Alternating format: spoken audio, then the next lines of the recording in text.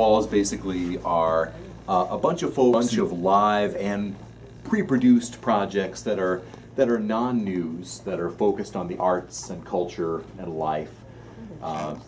A Moment of Science is produced here. That's the little 2-minute show we run a couple of times a day. Yael Cassandra and Don Glass are the hosts and producers. We do Ether Game on Tuesday nights. We do Harmonia, the early music program. Annie Corrigan, our morning edition host, does Earth Eats, which is focused on local food and sustainable living, and that takes place, that airs on Saturday mornings. Programs that take hours and hours and hours of work and then air for maybe 4 minutes. This is our CD library. We have about 10,000 discs. We pull them off the shelves every day, the ones that we might potentially need, but we almost never actually use them. If there is something, we'll use them for the liner notes because there's good information about the performers, and I think most of us here probably remember these. We have a number of records left. A number of these records are actually from the Robert Samuels collection. Robert Samuels was a part-time student announcer of ours, a Jacobs graduate student and performer who had just given a recital with 4 classmates of his, and the plane crashed upon return to Bloomington. He perished, they all died. There's been a scholarship established in his name, and his family gave us all of these rare vocal music records that were in his personal collection, which we do pull out from time to time for various things.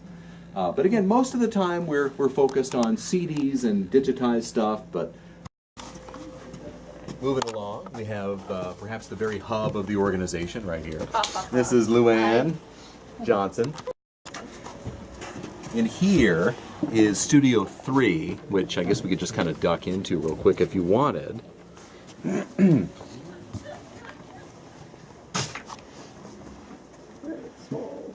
Yeah, here's the smallish control room, and through the window you can see the biggish studio. Noon Edition airs here on Fridays. Bob and Mary Catherine and the hosts and the guests are all situated around that table. Mike Pascash, our audio engineer, is here. You'll have somebody working the phones. We have up to 4 people who can call in and be on hold to voice their opinions. And then we usually have somebody parked right over there who handles social media, kind of live tweeting what's going on during the show. So it's cramped quarters in here. It's a little more spacious in there. That studio is also used Tuesday nights for Ether Game. We'll have the Brain Trust, the phone bank of volunteers who will take people's calls, take their guesses, give them hints. And then starting next Thursday, this becomes Pledge Drive Central, who just gave us say thank you to Mary from Gosport.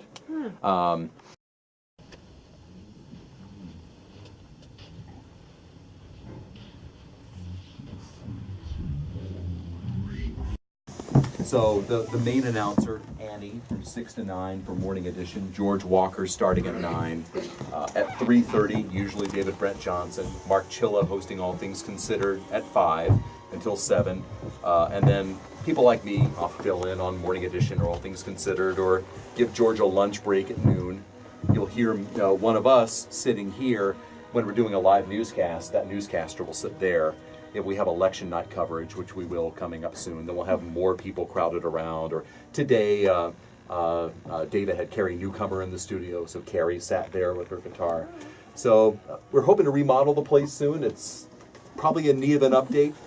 The equipment's in good shape. We're all digital, except for, who recognizes these? These do get used. This does get used once in a while. There are just some things that we don't, that we don't have digitized, or that simply sound better on vinyl. So Joe Bourne will play some old jazz, folk, blues, soul sides on vinyl on Friday afternoons. We rely on this automation computer. It's our boon, evenings and overnights and weekends. It's also the bane of our existence at times. If you hear us go off air, we will blame it entirely on this computer. Sometimes it's NPR messing us up. Sometimes it's something else. We have somebody upstairs in TMC who you'll probably meet pretty soon, who will come down and scurry down and fix the log if it messes up later in the evening. Otherwise, it would be someone like me being roused from a deep sleep to come in wearing a stocking cap and pajamas to go on air and apologize. And programming, but owns the distribution system. It's called Content Depot. They send everything out to us either in a live stream or in files, and we pick that up from them, and it gets routed through this board. What else can I tell you about? One of the questions that we had last year, someone wanted to know, when Annie does the morning edition, how does she know how to interact with Steve Inskeep and Renee? Well, as far as how the clock works. Okay. Well, we get every morning at least one and maybe several iterations of a rundown that tells Annie blow by blow what each story is going to be. Gives her a synopsis of every story over the course of the program, which is actually a 2-hour program that starts at 5, goes till 7, then repeats starting at 7. And we get a good deal of like language that helps us promote various features. And also the billboard. It's that 1-minute segment at the very beginning of the hour, right before the newscast, that kind of sets up what's going to happen through the hour. We could let Steve and Renee do it from the network, but we actually create our own now. You hear Andy saying, "Good morning. Such and such is going on in the world." You'll hear about it on Morning Edition from NPR News. You hear the theme music underneath. They give us the text of what the national hosts are going to read everywhere you go. So yes, we have information provided to us by NPR about what exactly is going to happen on the show. And if things change during the morning, they give us updates. So that window of local reporting is kind of the same nationwide? We have a number of choices. There are some very active, large newsrooms in the country, like in Minnesota Public Radio. Half of the whole hour is going to be Minnesota news. Oh, okay. They have a ton of reporters. They produce a ton of features. They have big, long newscasts, and you don't hear a lot of national stuff. And so they'll have a producer who's in there with the host and the newscaster who will make decisions about what Minnesota Public Radio listeners don't hear from the national feed of Morning Edition. And we make some of those decisions too on a smaller scale because we produce a number of features as well. Like on Wednesdays, you hear Ask the Mayor, Joe Wren, talking to different mayors from around the country, or around the state.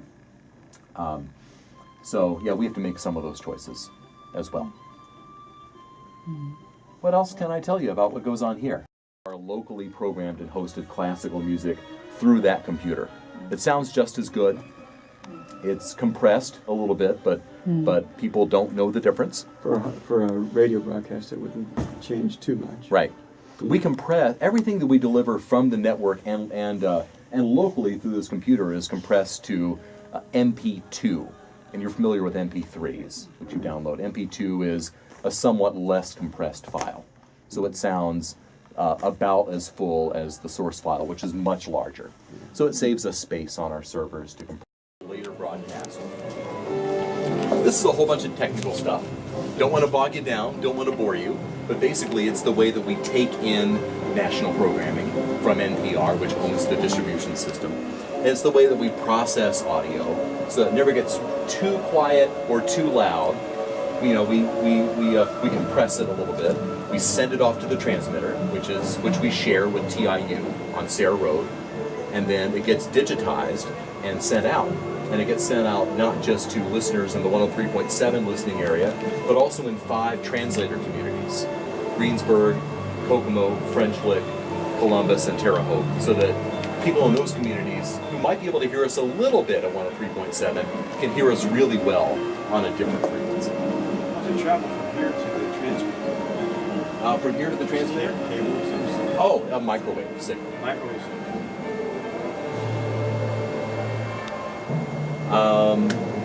Gosh, what else can I tell you about this area? This is kind of the dry meat and potatoes technical stuff. Let's move on.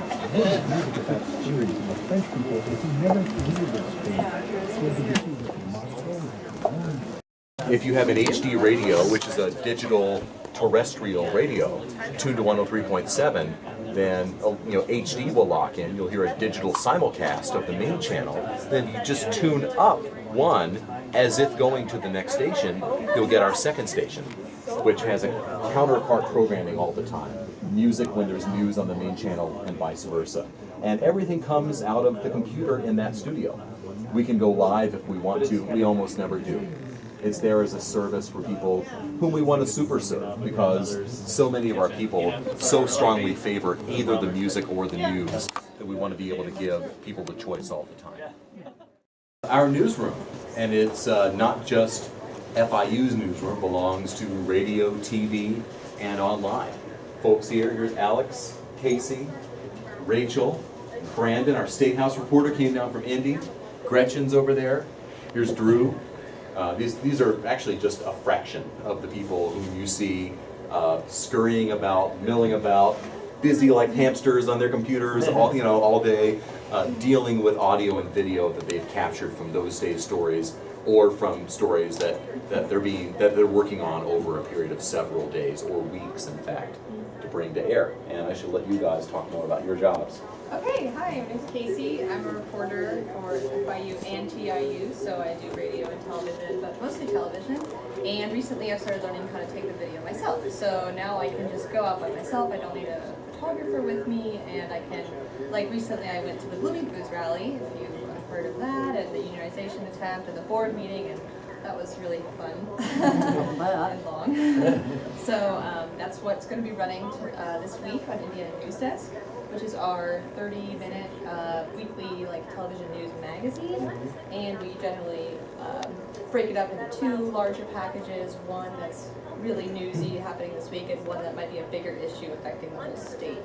So our goal is to really get statewide coverage in a kind of and also covering a lot of the local issues. We do 7 broadcasts, 7 breaks in the radio for a newscast. We take a local news break. And we do 3 news breaks for television. They're really short also.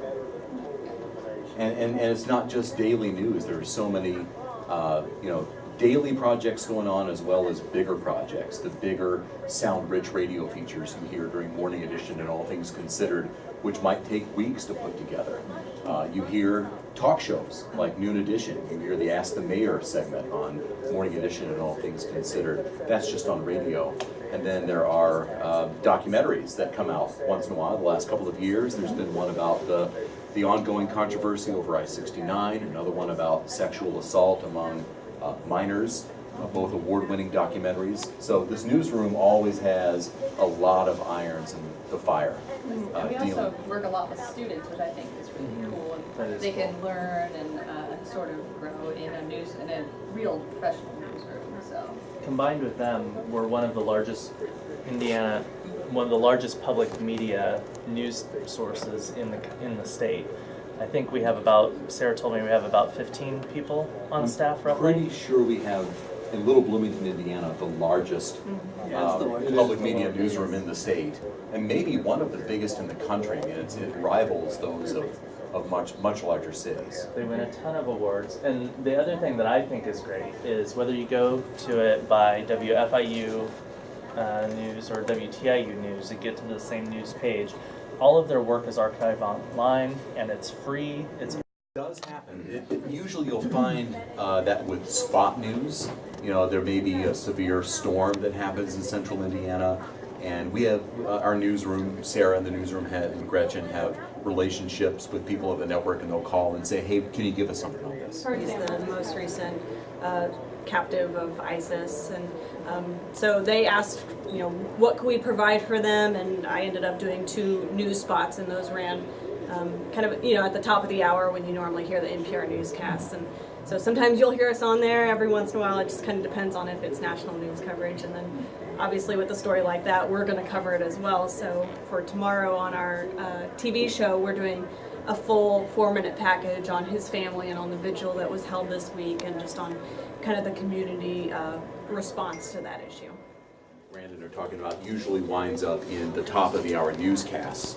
And there's another conduit altogether, which is features, longer features in which you might have Sarah, the news director, working with an editor at NPR, coming up with an idea, and then the editor will say what what he wants, and she'll go collect it, and actually the network will actually put it together.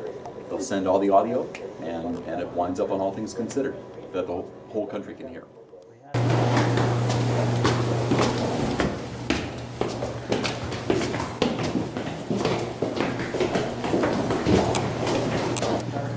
Yeah, you know, it's the fall and all that stuff like disappeared.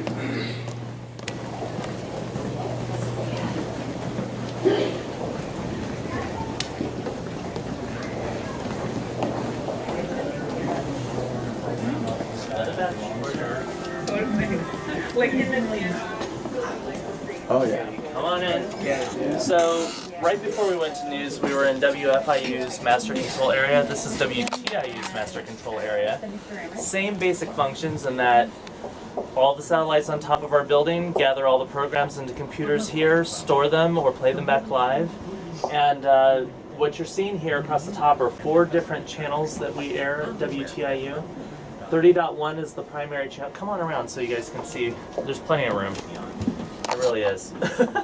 Okay, it doesn't look like it, but it'll be fine. So 30.1 is the primary channel that most everyone thinks of, and that's what we have been broadcasting since 1969. 30.2, .3, and .4 came along in 2009 when all the stations started doing multicasting and went digital. So 30.2 is WTIU World. How many of you have heard of that or are familiar with that one? Okay, a lot of people know that one. 30.3 is WTIU Family, which is a hybrid of Create and children's programming. And 30.4 is WTIU Espanol, which actually has received a lot of positive response.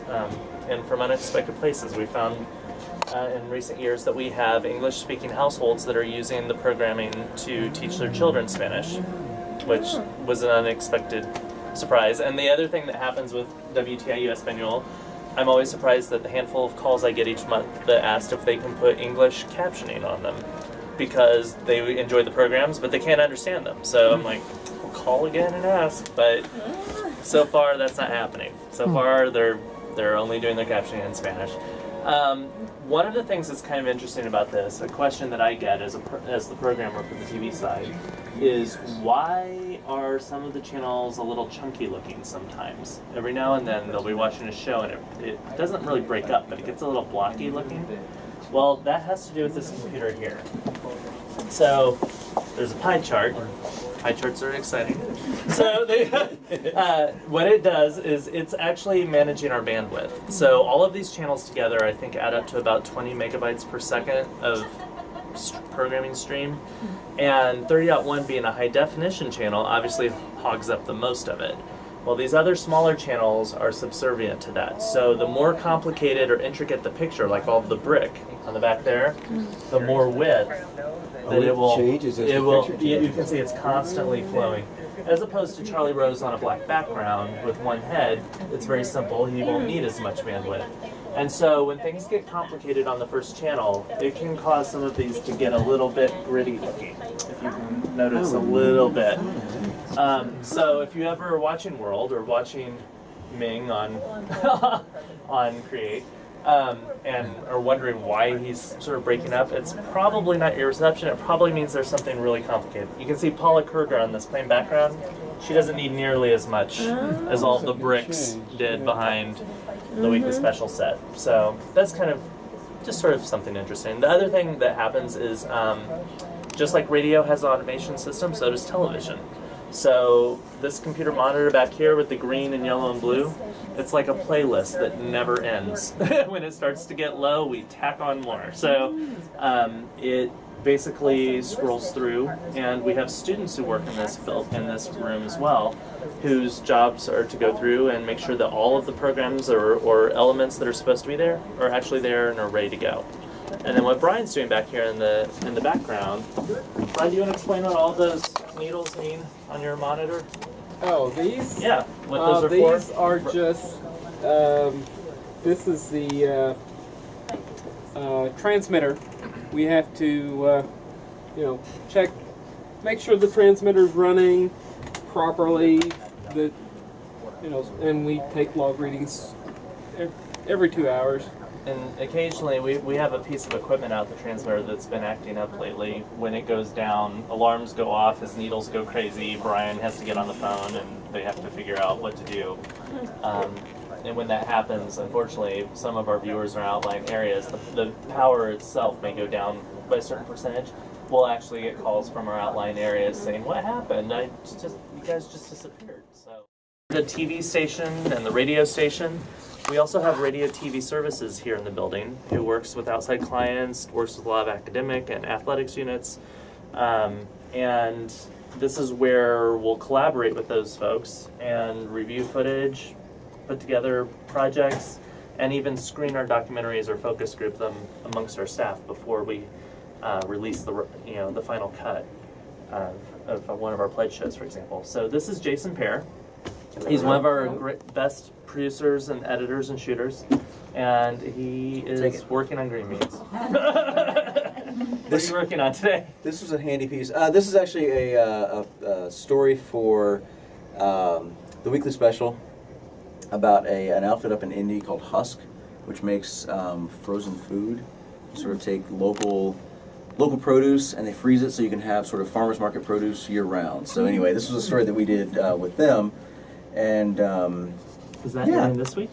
I don't know when Sarah's going to run this. Okay, yeah. But it's an upcoming story. It's not yes, story? I believe so. Okay. I believe so. So anyway, yeah. So we'll bring in all the footage and the interviews and everything into here and have all these little building blocks and basically get to kind of sit in here and play and put it all together and figure something out. So do you have any part of a sequence together you can show us? Just a little bit or a little? What's he talking about? We've got a 5,000 square foot facility. You take out the bathrooms and the office space and the break room and the dock area. We produce the food in only about 2,500 to 3,000 square feet. When you walk into the hospital, so we'll go through and we'll. You're going to smell. The weekly special has been an award-winning series consistently. You can smell the fresh it's now in produce its that day or the 11th day before. season? Right here, 11th 20, season. 30 miles away. Brought here. Very proud of it. And you know, it's one of those projects that it's warm, it's wonderful to share, and you know, as all the projects that we do generally, you can tell it's a WTIU project. It has a sense of humanity about it. This year, one of the things that happened that was really great, and I don't think a lot of people realize, is that Friday Zone was actually picked up by every station in the state. It's being carried. So all of the support that you guys help us raise during our membership campaigns or as corporate supporters, that sort of thing, doesn't just help serve our local kids or our local viewers, it helps kids all across the state. And the same can be said for the projects like Weekly Special, which are now being picked up. Good grief, where else did you guys go? Louisville? Yes. Indianapolis. Cincinnati. And each of those markets, when Evansville, for example, or Fort Wayne, I'll say, look, we were in your market recently, programmer to programmer. You might want to record this and pick this up for your main channel. And they always have tons of positive feedback. So that's been a really neat thing. Our next move is to convince them that it's really worthy of being on their channel every week.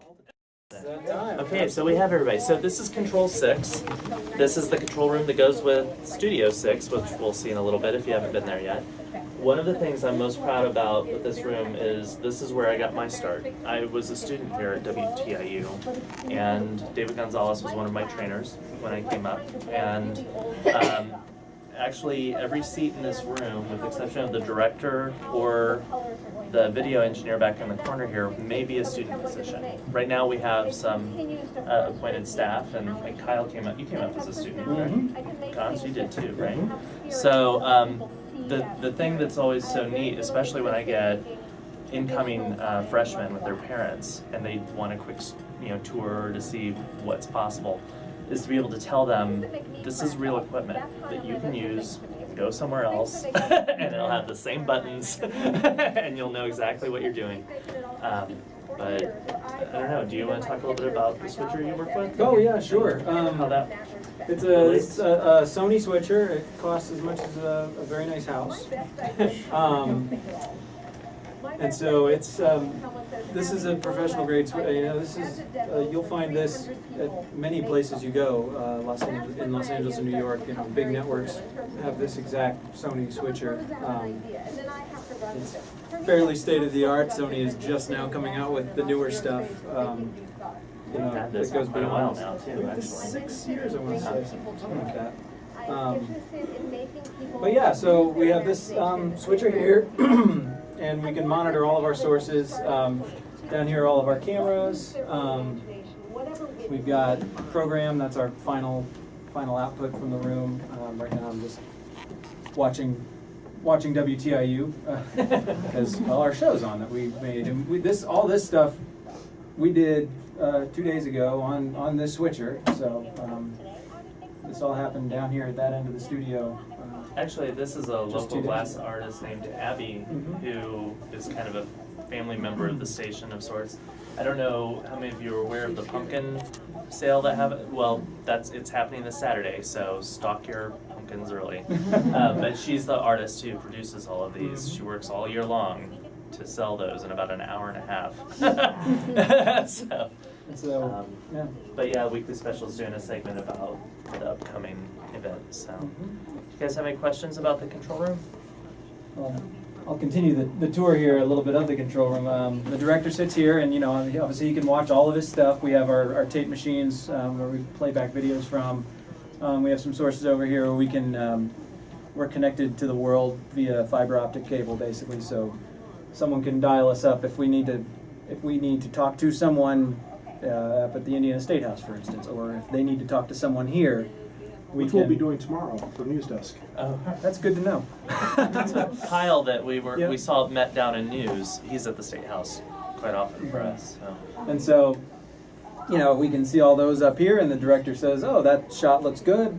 Ready, camera 2, take camera 2," and that's how that workflow goes. Assistant director will sit there and have all the timings of everything ready to go. So when we go into a piece of video, they can say, "Hey, this video is 3.5 minutes long," and then just keep poking the director. Say, "Hey, 1 minute left in tape, 30 seconds," so on and so forth, and the director just knows what. They'll tell the character generator operator. Name comes in at 8 seconds. They'll tell them to put the name in, and they'll tell them to take it out because the shot's going to change in the playback element. So you don't need to see their name when they're not on the air anymore. So yeah, that's the character generator. It creates keyable graphics. The key is just, it can overlay on top of video like I'm doing down there at the bottom. And that's where, names come from when you're watching TV or whatever. Back there is the teleprompter. You roll the words. On the front of the cameras, there's a big mirror that basically reflects the screen, and they can see those words in front of them. And that's how I know what to say. That's how the talent knows what to say. If you're outdoors, you have to close the iris way down, just like your eyes would when you crank the lights on, or something like that. And so yeah, a lot of communication floating around between here, the tape room back there. Audio is behind that glass.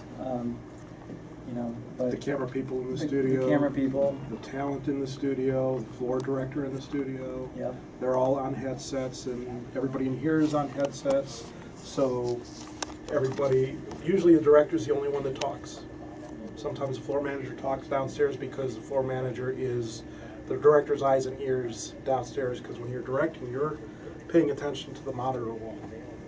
You're not looking out the glass and looking out into They the couldn't studio. hear you even if you pounded.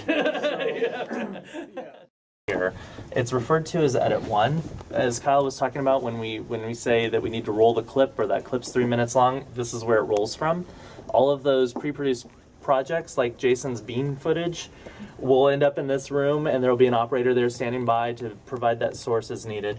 The other thing that's interesting about this, there are two things kind of interesting about this room. The first is it's a hub that feeds all of these machines in this room can be routed to any of our edit bays or any of our other resources in the building, and that's kind of a cost savings measure. It used to be that we had to, when we changed our technology, every edit bay had to have an upgrade to a different piece of media format, whether it's a different tape machine or a different DAT player or a different type of whatever it was. Well, not all of them were being used at the same time, so what they figured out was that if they just created a hub that could be routed everywhere, we could have all of those in a central place and make much more efficient use of that. The other thing that it allowed us to do was to hold on to our best older machines while upgrading or installing new media formats. And so that's allowed the station to have all of these different tape formats, HD cam, beta, 1 inch, 3/4 inch. These are all things that existed from the 1970s all the way up till today. And that has brought us in some additional side business. So the same way that I mentioned that we had radio TV services that works with outside clients, some of our clients are other TV stations that can't transfer their formats from an older one to a new one as technologies change. So WKNO in Memphis, which is one of the largest overnight, or the largest overnight market in the country, they can't get their footage from their production format onto the format that they need for national distribution without losing in all of their closed captioning. So for some reason in Memphis, which is a huge market, no one can get that done. So they actually send us, we were friends and pals in the relationships we have. Debbie sends us all of their national productions. We close caption them for them, and we send them on to NITA, which is a program distributor, and have a nice little side business doing that. And then the word is spread that, hey, they can do it, and they do it at a reasonable rate. Go for it. So anyway, let's go down to the studio.